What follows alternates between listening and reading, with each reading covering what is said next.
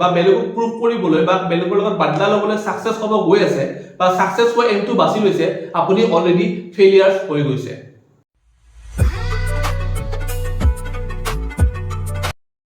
Friends, let's be honest. যদি আমি সদায় পজিটিভ কেনেকৈ থাকিব লাগে বা হ্যাপি কেনেকৈ হ'ব পাৰো কেনেকৈ সদায় নিজক দুখৰ পৰা আঁতৰত ৰাখিব পাৰো এইবিলাকৰ বিষয়ে আলোচনা কৰো বা চিন্তা কৰো যেতিয়া আমি ইউটিউবটো খুলো তেতিয়া হলে সেই আগৰ খিসা পিটা কিছুমান ভিডিঅ'জ দেখা পাও যিবিলাকত পজিটিভ থকাৰ কাৰণে বেলেগ বেলেগ ধৰণৰ উপায় দিয়া হয় যিবিলাক আমাৰ মূৰৰ ওপৰেৰে যায় লাইক সদায় পজিটিভ ভাবা সদায় পজিটিভ কৰা ৰাতিপুৱা সোনকালে উঠা গোটেই দিনটো পজিটিভ কথাৰে নিজৰ মূৰটো ভৰ্তি কৰি ৰখা মেডিটেশ্যন কৰা দুখত থাকিলেও পজিটিভ থকাৰ চেষ্টা কৰা এটসেট্ৰা এটসেট্ৰা তো ফ্ৰেন্ডছ আপোনালোকৰ সময় নষ্ট নকৰো তেনেকুৱা ধৰণৰ কোনো ধৰণৰ ভিডিঅ'ছ আজি বনাব যোৱা নাই আজি মই কেইটামান ৰুলছ কম যেকেইটা ৰুলছ প্ৰেক্টিকেল লাইফত আপুনি ইউজ কৰি পেলাই আপুনি নিজৰ মনটো সুখত ৰাখিব পাৰিব বা হ্যাপি ৰখাৰ কথাই কওঁ বা মোটিভেটেড থকাৰ কথাই কওঁ বা পজিটিভ থকাৰ কথাই কওঁ বা নেগেটিভিটিৰ পৰা দূৰত থকাৰ কথাই কওঁ তো পলম নকৰি বলক ভিডিঅ'টি আৰম্ভ কৰোঁ rule number 1 solve it or get over friends এটা কথা নিজৰ লাইফত সদায় মনত ৰাখিব আনকি এই কথাটো নিজৰ লাইফত গাঁত বান্ধি লওক যে যদি আপোনাৰ লাইফত কিবা প্ৰবলেম আহিছে তেতিয়াহ'লে আপোনাৰ হাতত মাত্ৰ দুটা অপচন আছে প্ৰথমটো সেই প্ৰবলেমটো সলভ কৰাৰ চেষ্টা কৰক আৰু দুই নম্বৰটো হৈছে যদি সলভ নহয় তেতিয়াহ'লে সেইটো পাহৰি যাওক ফ্ৰেন্ডছ কিমান সহজ যেন লাগে নহয় নে কিন্তু 90% তকৈ ওপৰৰ মানুহে এয়াৰ তৃতীয় নম্বৰ অপচনটো বাছি লয় আৰু সেইটো হৈছে সেই সমস্যাটোৰ বিষয়ে বহুত ডাঙৰকৈ ভাবি লয় অৰ্থাৎ অভাৰ থিংকিং তেওঁলোকে বহুত বেছিকৈ ভাবিবলৈ লয় আৰু লৈ পেলাই সিহঁতে কমপ্লেইন কৰিব লয় বা দুখত থাকে কান্দি থাকে একচুয়ালি ফ্ৰেন্ডছ যিবিলাক মানুহে নিৰ্দিষ্ট সমস্যা এটা বিষয়ে কান্দে বা আলোচনা কৰে বা আপোনাৰ কমপ্লেইন কৰে এইটোৱে সেইটোক লগায় এনেকুৱা কাম কৰে নহয় সেইবিলাক একচুয়ালি উইক পাৰ্সন বুলি মই কওঁ যিকোনো এটা সমস্যা আহিলে তেনেকুৱা ধৰণৰ কৰিবলগীয়া একো নাই হয়তো আপুনি সমস্যাটো সলভ কৰক আৰু যদি সলভ কৰিব নোৱাৰে সেইটো পাহৰি যাওক ফ্ৰেন্ডছ এটা কথা মনত ৰাখিব যে আপোনাৰ লাইফত যিকোনো এটা ইভেন্ট বা যিকোনো এটা ঘটনা যদি হৈছে সেই ঘটনাটো নেগেটিভ বা পজিটিভ কোনো ধৰণৰ কথা নহয় সেইটো এটা জাস্ট ঘটনা আৰু আপুনি যে সেই ঘটনাটোৰ বিষয়ে ভাবে নহয় সেই আপুনি যি ধৰণে চিন্তা কৰে সেই চিন্তাটো পজিটিভ বা নেগেটিভ হয় তো আলটিমেটলি পজিটিভ নেগেটিভ বলা কোনো কথা নাই আমাৰ লাইফত ঘটা প্ৰত্যেকটো ঘটনা এটা ইনসিডেন্ট আৰু সেই ইনসিডেন্টক আমি কেনেকৈ ডিল কৰো এইটো মেইন কথা আপুনি যদি সেই ইনসিডেন্টটো পজিটিভলি ডিল কৰে তেতিয়াহ'লে অবভিয়াসলি এইটো পজিটিভ ঘটনা আৰু যদি আপুনি নেগেটিভলি ডিল কৰে তেতিয়াহ'লে এইটো নেগেটিভ ঘটনা তো তেনেকৈ যদি ভাবে নহয় তেতিয়াহ'লে আপুনি লাইফত অকমান হলেও পজিটিভ থাকিব পাৰিব আৰু মই বিচাৰো যে এই পইণ্টটোৰ দ্বাৰা আপোনাৰ লাইফত অকমান হলেও পজিটিভনেস আহিব আৰু এই পুৰণা হিচাপিটা যিবিলাক ইউটিউবত আপুনি দেখা পাই আছে উপৰে উপৰে যোৱা কথাবিলাক সেইবিলাক ফলো কৰাৰ কোনো প্ৰয়োজন নাই আমি জাস্ট সিম্পলি কথাবিলাক যদি ভাবিব লও তেতিয়াহ'লে হয়তো আমাৰ লাইফত নেগেটিভিটিৰ স্থান নাথাকিব জাস্ট এটা কথা মনত ৰাখিব প্ৰথম ৰুল আৰু এইটো গাঁত বান্ধি লওক মই আৰু ক'বলৈ কৈছো আপুনি যদি কিবা সমস্যা আহে আপোনাৰ লাইফত তেতিয়াহ'লে দুটা নিয়ম ফলো কৰিব হয়তো সলভ কৰক নহলে সেইটো পাহৰি যাওক ফ্ৰেন্ডছ দুই নম্বৰ ৰুলটো হ'ল get away from external validation friends এটা কথা মনত ৰাখিব আপোনাৰ বিষয়ে কোনোবা এজন ব্যক্তিয়ে বা মানুহবিলাকে ভাল বা বেয়া ভাবিবই আপুনি তাক বাধা দিব নোৱাৰে বা আপুনি তাক ৰখাব নোৱাৰে আপোনাক ভাল পোৱালৈ বা আপোনাক বেয়া পোৱালৈ সেই কাৰণে তেওঁলোকৰ ভাল পোৱা বা বেয়া পোৱাক লৈ আমাৰ কোনো মতলব নাই তেওঁলোকে ভাল পালেও আমাৰ কোনো লাভ নাই আৰু যদি তেওঁলোকে বেয়াও পায় তেতিয়াহ'লে আমাৰ কোনো লোকচান নাই তো সেই কাৰণে বেলেগে ভাল পোৱাৰ পিছত দৌৰিবলৈ ঠিক আছে আৰু বেলেগে বেয়া পোৱাক লৈ পেলাই আপুনি বাচিবলৈ বা বেলেগে বেয়া পোৱাক লৈ মন বেয়া কৰাৰ কোনোই প্ৰয়োজন নাই ঠিক আছে আপুনি আপোনাৰ লাইফত হ্যাপি থাকিব ট্ৰাই কৰক বেলেগে কি কৈছে ডাজন্ট ম্যাটাৰ কোনোবাই বেয়াকৈ কৈছে ক'বলৈ দিয়ক কোনোবাই ভালকৈ কৈছে ক'বলৈ দিয়ক আপুনি যিবিলাক ইনষ্টাগ্ৰামত যাই পেলাই আপুনি ৰিলছ আপলোড কৰে ইনষ্টাগ্ৰামত ফটোখন ভাল আহিবৰ কাৰণে যিবিলাক পোষ্ট দিয়ে বা ভাল ভাল এংগল দিয়ে সেই এংগল দিয়া বন্ধ কৰক সোশ্যাল মিডিয়াত আপোনাৰ ষ্টৰিবোৰত কোনে লাইক কৰিছে কোনে ডিসলাইক কৰিছে কিমানজন মানুহে চাইছে কিমানজন চোৱা নাই সেইবিলাকৰ বিষয়ে ভাবিব বাদ দিয়ক আৰু মইতো কওঁ আপোনালোকে সোশ্যাল মিডিয়াত টাইম স্পেন্ড কৰাটো কমাই দিয়ক দিনটো 10 মিনিট 20 মিনিট সোশ্যাল মিডিয়াত টাইম স্পেন্ড কৰক বা সোশ্যাল এক্টিভিটি কৰক বাকি সময়খিনি আপুনি নিজৰ ওপৰত দিয়ক আপুনি নিজে যি ভাল পায় বা নিজক গ্ৰোথ কৰাৰ কাৰণে যি অপচন আছে সেই অপচন বিলাক কৰক আলটিমেটলি ফাইনালি ক'ব গ'লে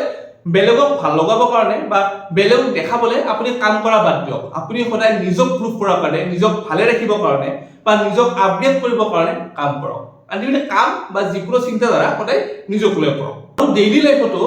বেলেগৰ ভালবিলাক আপোনাৰ মনত আৰু বেলেগৰ বেয়াবিলাক অৰ্থাৎ বেলেগে ভাল বুলি কোৱাবিলাক আপোনাৰ মনত আৰু বেলেগে বেয়া বুলি কোৱাবিলাক আপোনাৰ মাথাত লোৱা বাদ দিয়ক। আপুনি জাষ্ট নিজৰ কামত ফোকাস কৰক, নিজৰ গোল, নিজৰ এম, নিজে ভাল পোৱা কামটোৰ ওপৰত ফোকাস কৰক, নিজে গ্ৰোথ কৰা যিটো কাম আছে আপোনাৰ নিজৰ গ্ৰোথ কৰাৰ কাৰণে সেই কামটোৰ ওপৰত জাষ্ট ফোকাস কৰক। ফ্ৰেণ্ডছ, নেক্সট ৰুলটো হৈছে ষ্টপ গেটিং অফেন্ডেড। আজি স্কুলত ছাৰে আপোনাক বহুত বেয়াকৈ ক'লে নেকি গোটেই ক্লাছটোতে, বা আপোনাৰ ফ্ৰেণ্ডছে আপোনাক ঠাট্টা কৰিলে নেকি আপোনাৰ ফ্ৰেণ্ডছ কেইজনৰ মাজত, বা আপোনাৰ বছে গোটেই অফিচৰ মাজতে আপোনাক গালি পাৰিলে নেকি? ফ্ৰেণ্ডছ, বেছিভাগ মানুহে আপোনাক যেতিয়া বেয়াকৈ কয়, বেয়াকৈ কোৱাৰ পিছত তেওঁলোকে ভাবি নাথাকে, কিন্তু যাক বেয়াকৈ কোৱা যায় সেই মানুহজনে সেই কথাটো মাথাত লৈ পেলাই বহুত ডাঙৰকৈ ভাবে, তেওঁ অফেন্ড হয় বা দুখমনত থাকে, মনটো বেয়া কৰি থাকে আৰু কেতিয়াবালৈ তেওঁ সুইচাইড কৰিব লয়। ফ্ৰেণ্ডছ, তেনেকুৱা ধৰণৰ কথাত কোনো টেনচন ল'বলগীয়া নাই। কোনোবাই যদি বেয়াকৈ কৈছে ক'বলৈ দিয়ক, আপুনি আপোনাৰ ৰাস্তাত ঠিকে থাকক। এটা বা বেলেগক প্ৰুভ কৰিবলৈ বা বেলেগৰ লগত বাদলা ল'বলৈ সাকসেছ হ'ব গৈ আছে বা সাকসেছ হোৱা এমটো বাছি লৈছে, আপুনি অলৰেডি ফেইলিয়াৰ হৈ গৈছে। ঠিক আছে, তো আসল সাকসেছ বা আসল বাদলা কোনটো হয় মই আপোনাক যদি ক'ব যাওঁ, তেতিয়াহ'লে সেই মানুহজনৰ ওপৰত বাদলা লোৱাৰ কথা নাভাবিবই ন, পাহৰি যাওক সেই মানুহজনে কি বেয়াকৈ কৈছে। সেই মানুহজনৰ ওপৰত বাদলা লোৱাৰ কথা আপুনি ভবা বাদ দিয়ক আৰু আপোনাৰ লাইফত আপুনি গ্ৰ' কৰক। তেওঁক ইমান ইম্পৰ্টেঞ্চে নিদিব, তেওঁক ইমান পাত্তাই নিদিব, তেওঁক নিজৰ লাইফত ইমান ইম্পৰ্টেঞ্চ বা নিজৰ লাইফত ইমান গুৰুত্বই নিদিব যে আপুনি তেওঁক বাদলা লোৱাৰ কথা ভাবিব লাগে। তো এইটো এটা বাকৱাছ ডায়লগ হয়, সাকসেছ ইজ দ্য বেষ্ট ৰিভেঞ্জ। আপুনি এইবিলাক কথাত নপৰিব। কোনোবাই বেয়াকৈ কৈছে আপুনি মূৰত নললে হ'ল, আপুনি আপোনাৰ গতিত যাই থাকিলে হ'ল, আপুনি আপোনাৰ গ'ল, আপোনাৰ এম, আপোনাৰ গ্ৰোথৰ ৰাস্তাত আপুনি জাষ্ট গৈ থাকিলে হ'ল। ফ্ৰেণ্ডছ, নেক্সট ৰুলটো হৈছে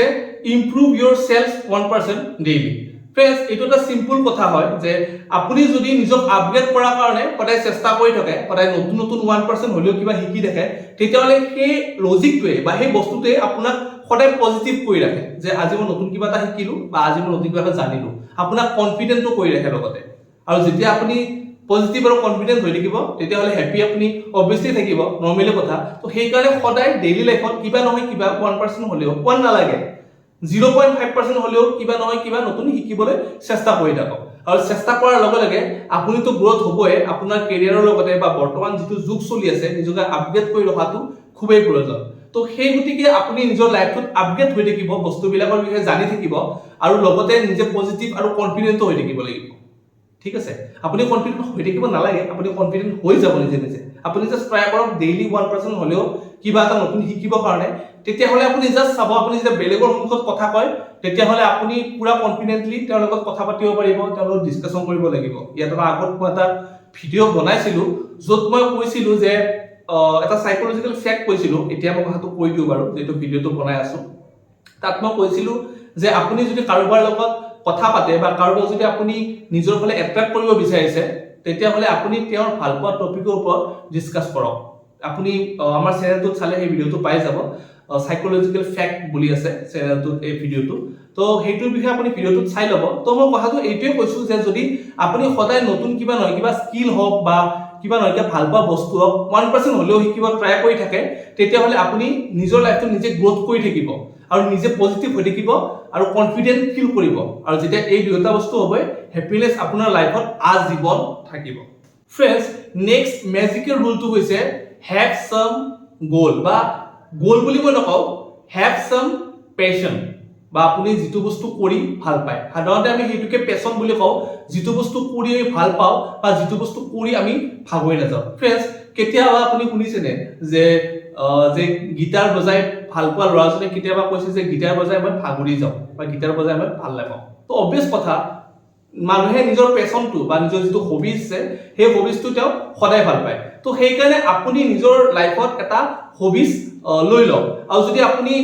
নেজানে আপোনাৰ হবিজ কি, সেইটো ফাইন কৰক। আৰু সেইটো ফাইন কৰাৰ একদম চিম্পল উপায় আছে। আপুনি নিজৰ লাইফত বেলেগ ধৰণৰ কামবিলাক কৰিব ষ্টাৰ্ট কৰক, আৰু তাৰ মাজত আপুনি নিশ্চয় দেখিব যে কিবা এটা কাম আপোনাৰ ভাল লাগিছে। আৰু সেই ভাল পোৱা কামটো আপুনি ডেইলি লাইফত হওক বা সেই ভাল পোৱা কামটো আপোনাৰ লাইফত ৰাখি থৈ দিয়ক, যিটো কাম কৰি আপুনি ভাগৰি নাযায়, যিটো কাম কৰি আপুনি বেয়া নাপায়। যেনেকে মই এতিয়া ভিডিঅ' বনাই ভাগৰি নাযাওঁ, মই ভিডিঅ' বনাই বেয়া নাপাওঁ, সেইকাৰণে মই আজি এতিয়া নিজৰ জবৰ পৰা আহি পেলাই ভিডিঅ'টি বনাই আছোঁ। কিয় এই ভিডিঅ' বনোৱাটো আপোনাৰ লগত কথা কোৱাটো আপোনাৰ লগত ডিছকাশ্যন কৰাটো বা আলোচনা কৰাটো মোৰ পেশ্যন মই আপোনাৰ লগত কথা পাতি ভাল পাওঁ মই এইকাৰণে ভিডিঅ'টো বনাই আছো আজি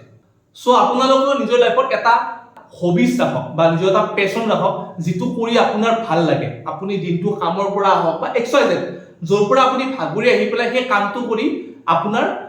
মনটো ভাল লাগে আপুনি ভাগৰি নপৰে বা আপোনাৰ ভাগৰটো সতেজ হৈ পেলাই আকৌ আপুনি ৰিফ্ৰেছমেন্ট ফিল কৰে আল্টিমেটলি এনেকুৱা এটা কাম যিটো কামে আপোনাৰ লাইফত বা আপোনাক ৰিফ্ৰেছমেন্ট প্ৰদান কৰে ফ্ৰেণ্ডছ আজি ভিডিঅ'টিত এইখিনিয়ে আছিল আপোনালোকে কিবা নহয় কিবা হয়তো অকমান